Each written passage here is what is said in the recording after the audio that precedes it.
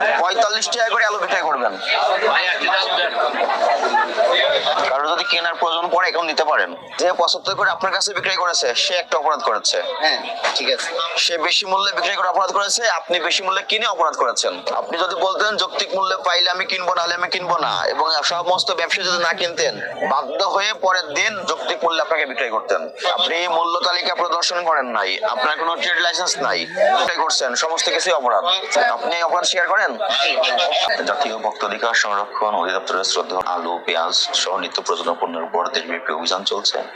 তার অংশ হিসেবে আমরা শান্তিনগর বাজার অভিযান পরিচালনা করেছি। এখানে 2 জন ব্যবসায়ী, খুচরা ব্যবসায়ী অস্বাভাবিক এবং অযৌক্তিকভাবে আলুর মূল্য বৃদ্ধি করে বিক্রি করার অপরাধে তাদেরকে 10,000 টাকা আর্থিক জরিমানা করা হয়েছে।